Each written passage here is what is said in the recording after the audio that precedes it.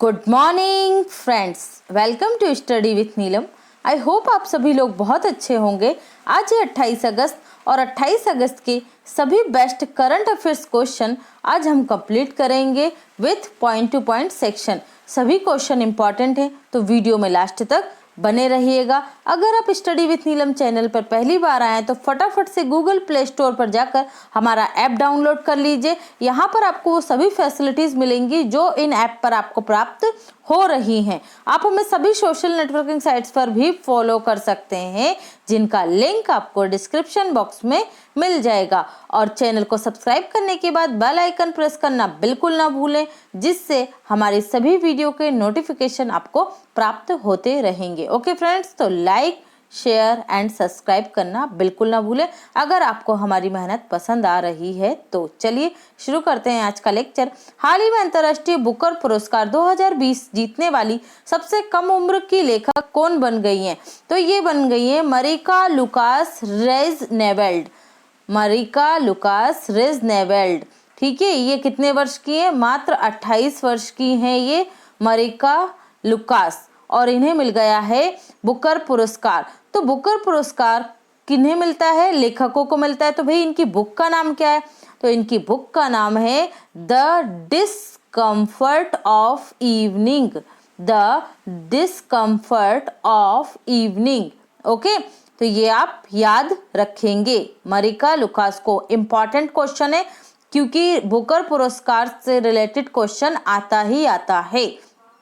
नीलकंठ भानुप्रकाश, कल ही हमने देखा था, इन्होंने ह्यूमन मेंटल कैलकुलेशन में भारत के लिए क्या जीता है? स्वर्ण पदक जीता है। किसने? नीलकंठ भानुप्रकाश ने। गगन अरोड़ा ये CEO ऑफ द ईयर चुने गए हैं। सौम्या स्वामीनाथन, इन्हें क्या तमिलनाडु सरकार ने मुख्यमंत्री विशेष पुरस्कार दिया है कोविड-19 के समय इनके सहायतात्मक कार्यों के लिए। तो ये भी आप याद रखेंगे, सभी इंपॉर्टेंट हैं। हाल ही में निर्यात तैयारी सूचकांक 2020 में शीर्ष स्थान पर निम्न में से कौन सा राज्य रहा? तो ये टॉप किया है गुजरात राज्य ने। निर्यात मतलब एक्सपोर्ट्स तैयारी में कौन सा राज्य प्रथम स्थान पर है? तो ये है गुजरात। ओके, देखिए ये जो रैंकिंग जारी की गई है, ये जारी की गई है नीति आयोग के द्वारा। किसने जारी की है? नीति आयोग ने। किसके साथ मिलकर? तो नीति आयोग और इंस्टीट्यूट ऑफ कॉम्पिटिटिवनेस ने मिलकर ये इंडेक्स तैयार किया है। इसमें राज्यों की यह क्षमता देखी गई है कि वे कितने तैयार हैं एक्सपोर्ट करने के लिए। तो इसे शॉर्ट में क्या बोलेंगे? EPI, ठीक है, एक्सपोर्ट प्रिपेयर्डनेस इंडेक्स। तो ये भी आप याद रखिएगा, शॉर्ट में भी क्वेश्चन पूछा जा सकता है। पहले स्थान पर है गुजरात, तो अदर स्थान पर कौन कौन है? पहले स्थान पर गुजरात है, दूसरे पर आपको रहेगा महाराष्ट्र और तीसरे पर रहेगा तमिलनाडु। ओके, तो ये भी आप याद रखें, पहला गुजरात, दूसरा है आपका महाराष्ट्र और तीसरा है तमिलनाडु। अब आपको अगर भारत की लोकेशन अच्छे से याद है सभी राज्यों की, तो आपको समझ में आ रहा होगा ये कैसे हैं हमारे तटवर्ती राज्य। यहाँ ये गुजरात है, यहाँ ये महाराष्ट्र जो दूसरे स्थान पर रहा, यहाँ ये तमिलनाडु है जो तीसरे स्थान पर रहा। ओके, यहाँ पर आप चलेंगे तो ये कौन सा राज्य आ जाएगा? राजस्थान। और लैंड लॉक्ड राज्यों में राजस्थान एक्सपोर्ट में प्रथम स्थान पर है। मतलब जो भू क्षेत्र क्या होता है, चारों तरफ से भूमि से घिरा हो, उसे क्या कहते हैं? लैंड लॉक्ड बोलते हैं, जिसकी पानी से कोई सीमा नहीं लगती है। ओके, तो इसमें कौन है प्रथम स्थान पर? तो ये है आपका राजस्थान। ओके, और इसी के साथ जो छत्तीसगढ़ है, ये क्या है? तटवर्ती सीमावर्ती राज्यों के साथ सीमा बनाते हुए एक्सपोर्टिंग में प्रथम तीसरे स्थान पर कौन सा राज्य रहा? तो ये छत्तीसगढ़ रहा है। ठीक है, तो ये आप चारों रैंक याद रखेंगे अच्छे से। किसने जारी किए? नीति आयोग ने जारी की है ये लिस्ट। हाँ, एक और पॉइंट याद रखिए, एक और लिस्ट है यहाँ पर हिमालय राज्यों की। तो हिमालय राज्यों में एक्सपोर्ट में कौन टॉप पर है? तो ये है UK, मतलब उत्तराखंड। ठीक है, तो ये सारी रैंक आप याद रखेंगे। रैंक से रिलेटेड क्वेश्चन जरूर आते हैं, और रैंक से रिलेटेड मैंने एक स्टैटिक्स GK की पूरी वीडियो तैयार कर दी है। उसमें 2020 में जितने भी इम्पोर्टेंट सूचकांक है उसमें भारत की रैंक प्लस नेशनल लेवल पर कोई अगर रैंक राज्यों के लिए जारी की गई है तो वो भी उसमें है। उसमें डायरेक्ट आपको सिर्फ रैंक याद करना है और डिटेल जो है हम वो रोज डेली पढ़ते ही हैं, ठीक है, तो वो भी आप लोग जाकर देख सकते हैं। बात कर लेते हैं हम नीति आयोग की। तो नीति आयोग का फुल फॉर्म क्या है? National institute of transforming India. कब बनाई है? तो ये बना 1 जनवरी 2015 को। किसके स्थान पर इसका निर्माण किया गया? तो योजना आयोग के स्थान पर इसका निर्माण किया गया है। अध्यक्ष कौन होता है? प्रधानमंत्री होता है। उपाध्यक्ष कौन है? वर्तमान में राजीव कुमार है। और सीईओ कौन है? तो ये है अमिताभ कांत। कौन है सीईओ?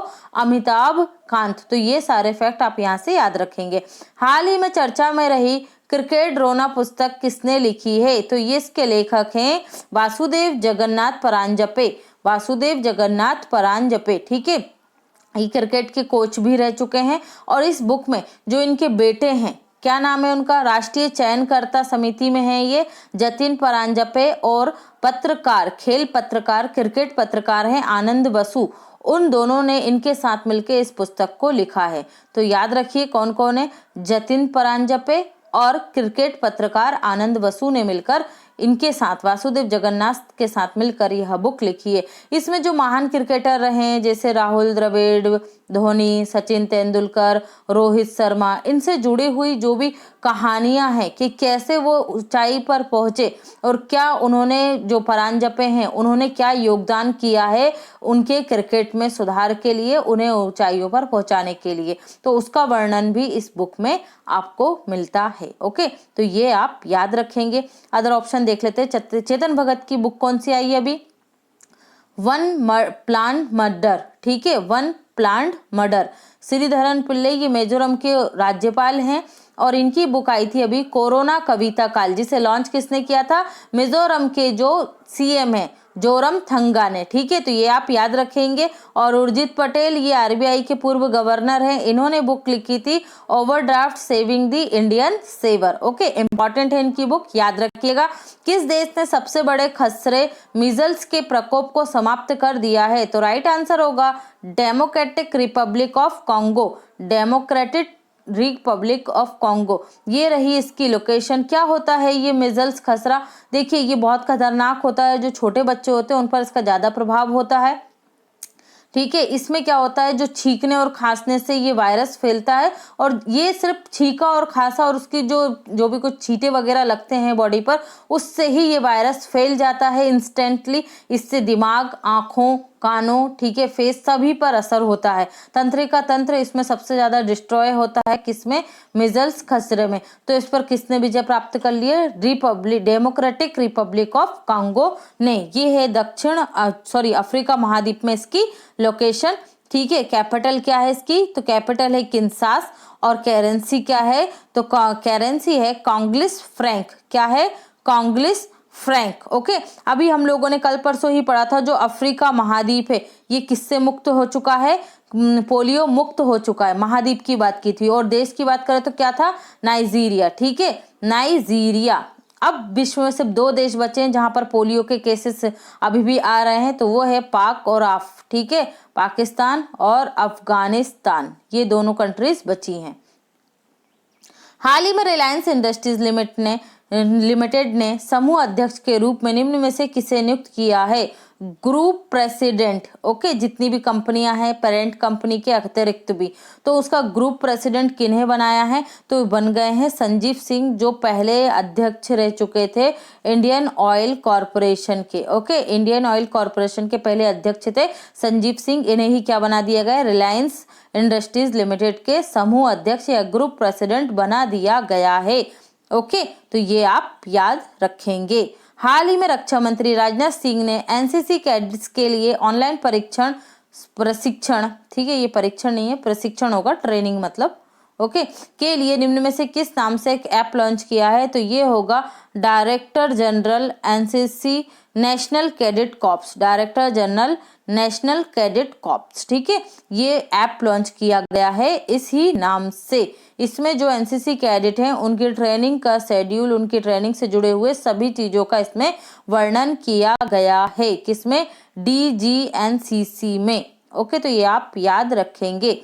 अदर ऑप्शन देख लेते हैं। माई IF Indian air force app Indian air force के द्वारा जारी किया गया। इसमें इंडियन एयरफोर्स से जुड़ी हुई ट्रेनिंग, एजुकेशन, सैलरी, जो भी कोई पोस्ट होती है उससे जुड़ी सारी इन्फॉर्मेशन आपको कहाँ मिलेगी, माई IAF में प्राप्त हो जाएगी। तो ये भी अभी लॉन्च किया गया था। सुपर ऐप टाटा समूह द्वारा लॉन्च किया गया। इसमें वो सभी ऐप हैं जो आज हमारी दैनिक जीवन से जुड़े हुए हैं। शॉपिंग, बिल, ठीक है, बिल पेमेंट, जो भी कुछ करना है आपको ये सुपर ऐप याद रखिएगा। ओके, तीनों ही इंपॉर्टेंट हैं। निम्न में से इसरो के साथ एक स्पेस इनोवेशन कम इंक्यूबेशन सेंटर स्थापित करने वाला कौन सा विश्वविद्यालय है? तो ये राइट आंसर होगा यहाँ पर वीर सोरेंद्र साई विश्वविद्यालय। वीर सोरेंद्र साई प्रौद्योगिकी विश्वविद्यालय कहाँ का है ये? तो ये है आपका इसरो का, ओडिशा का है ये जो सेंटर है, जो विश्व यूनिवर्सिटी है। ओके, ये किसके साथ इसने समझौता किया है? तो ये समझौता किया गया है ओडिशा विश्वविद्यालय के वीर सुरेंद्र और इसरो के मध्य। ठीक है, क्या स्थापित करेंगे? इनोवेशन कम इंक्यूबेशन सेंटर। अभी चर्चा में रही थी Jamia Millia university. Central universities में टॉप करने वाली यूनिवर्सिटी कौन थी पूरे भारत में? जामिया मिलिया इस्लामिया यूनिवर्सिटी। जादवपुर यूनिवर्सिटी वेस्ट बंगाल में, इसके छात्रों ने भी कौन सा मास्क बनाया था? इलेक्ट्रॉनिक मास्क बनाया था। तो ये भी इंपॉर्टेंट है। IIT मद्रास जो नेशनल लेवल पर HRD मिनिस्टर था, अब उसका नाम शिक्षा मंत्रालय हो गया है। तो जो HRD मिनिस्ट्री थी उसके द्वारा IIT यूनिवर्सिटीज की, टेक्निकल यूनिवर्सिटीज की जो रैंकिंग जारी की गई थी, नेशनल रैंकिंग फ्रेमवर्क, उसमें ओवरऑल टॉपर कौन सी रही थी? तो ये मद्रास IIT ही रही थी। तो ये सारे पॉइंट आप याद रखेंगे। हाँ, एक और चीज आपको बता देती हूँ मैं, जो जैसे शिक्षा मंत्रालय नाम कर दिया गया मानव संसाधन विकास मंत्रालय का, इस तरह से एग्जाम पॉइंट ऑफ व्यू से 2020 में बहुत सारे नामों को चेंज किया गया है और कुछ 2019 के भी हैं जो इम्पॉर्टेंट हैं। तो उनके लिए एक डेडिकेटेड वीडियो आज आपको चैनल पर प्राप्त हो जाएगा, तो आप लोग देखना बिल्कुल मत भूलिएगा उससे। ओके, चलिए, वर्ल्ड वाटर वीक 2020 कब से प्रारंभ हुआ है? तो ये प्रारंभ हुआ है, राइट आंसर होगा 24 से 28 अगस्त को। ओके, क्यों मनाया जाता है? पानी की जो कमी हो रही है, पानी से जो उत्पन्न होने वाली समस्याएं हैं, विश्व की कितनी प्रतिशत जनसंख्या को पानी नहीं मिल पा रहा है? लगभग 15 से 16% लोगों को शुद्ध पीने का पानी भी नहीं मिल पा रहा है। ओके, तो उसके बारे में जागरूकता के लिए ये वीक मनाया जाता है। कब से कब तक? 24 से 28 अगस्त तक। और 1 से 7 अगस्त तक क्या मनाते हैं हम? विश्व स्तनपान जागरूकता दिवस। तो ये भी आप याद रखेंगे। वाटर वीक की थीम क्या रही थी? तो इसकी थीम थी water and climate change accelerating action. Okay, जल और जलवायु परिवर्तन त्वरित कार्यवाही। ठीक है, इंपॉर्टेंट है इसकी थीम, ये आप ध्यान रखिएगा। वैसे ये कोविड-19 की वजह से भी क्या बनाया गया? वर्चुअली ही मनाया गया है, तो ये भी आप ध्यान रखेंगे। हाल ही में समाचारों में चर्चा में रही द मुस्लिम 500 पत्रिका ने किसे मैन ऑफ द ईयर चुना है? तो ये चुने गए हैं इमरान खान, जो कौन है? पाकिस्तान के प्रधानमंत्री हैं। देखिए, ये जो पत्रिका है ये जॉर्डन द्वारा, जो जॉर्डन है कंट्रीज, वहाँ उसके द्वारा ये जारी की जाती है और इसमें उन व्यक्तियों को अलग अलग सूचियों के आधार पर लिस्टेड किया जाता है जिसने मुस्लिम वर्ल्ड में काम किया हो। ठीक है, मुस्लिमों के लिए काम करने वाले, ठीक है, मुस्लिमों के लिए प्रखर आवाज वाले, मतलब अलग अलग कैटेगरीज में जो काम करते हैं, तो उन्हें ये अवार्ड दिया जाता है इस पत्रिका के द्वारा 500 पर्सन्स को। तो इसमें पर्सन ऑफ द ईयर किसे चुना गया है? इमरान खान को। क्यों चुना है ये भी सुन लीजिए। तो इन्हें चुना इसलिए गया है ये क्योंकि प्रधानमंत्री बने थे 2018 में और 2018 से इनके भारत के साथ शांति प्रयासों की वजह से इन्हें ये पुरस्कार दिया गया है। ओके, चलिए, तो आप लोग समझ गए होंगे। बात कर लेते हैं हम पाकिस्तान की। तो ये जो ग्रीन में आपको दिखाई दे रहा है ये क्या है? पाकिस्तान है। कैपिटल क्या है? इस्लामाबाद है। और भारत और पाकिस्तान के मध्य ये जो लाइन है इसे क्या कहते हैं? Red Cliff line. क्या कहते हैं? Red Cliff line. तो ये आप याद रखेंगे। राष्ट्रपति है यहाँ के आरिफ अलवी, प्रधानमंत्री हैं इमरान खान, मुद्रा है पाकिस्तानी रुपया। इमरान खान किस पार्टी के से हैं संबंधित? तो तहरीक इंसाफ पार्टी से हैं। अब हम शुरू करते हैं point to point section. Shri Iyer की बुक का नाम क्या है भाई? Who painted my lust red. Who painted my lust red book के लेखक कौन है? श्री अय्यर हैं। आरबीआई की रिपोर्ट के अनुसार 2020-21 में भारत की विकास दर कितने प्रतिशत रहने का अनुमान है? -4.5%। इंपॉर्टेंट है, बहुत ज्यादा याद रखिएगा। आरबीआई की स्थापना कब हुई थी? तो 1 अप्रैल 1935 को इसकी स्थापना हुई थी। मुख्यालय आपको मुंबई में मिलेगा और वर्तमान में 25वें क्रम के इसके गवर्नर कौन है? तो शक्तिकांत दास हैं। पहले गवर्नर कौन थे आरबीआई के 1935 में? तो ये थे sir Osborne Smith, sir Osborne Smith. और पहले भारतीय गवर्नर कौन बने थे आरबीआई के? तो ये थे सीडी देशमुख। कौन थे? सीडी देशमुख। और वर्तमान में याद रखिएगा शक्तिकांत दास।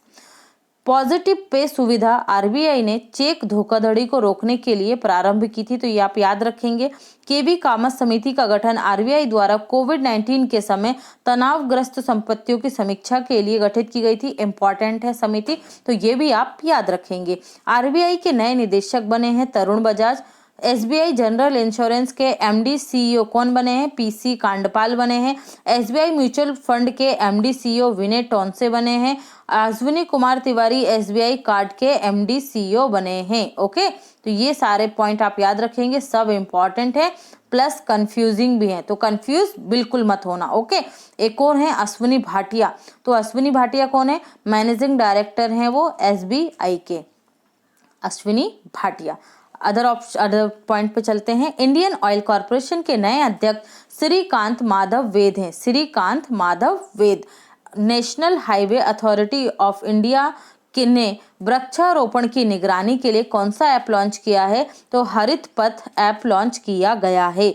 एनसीसी की स्थापना 1948 में हुई थी। वर्तमान में डायरेक्टर जनरल कौन है? लेफ्टिनेंट राजीव चोपड़ा हैं। और इसका ध्येय वाक्य क्या है? Unity and discipline, unity and discipline.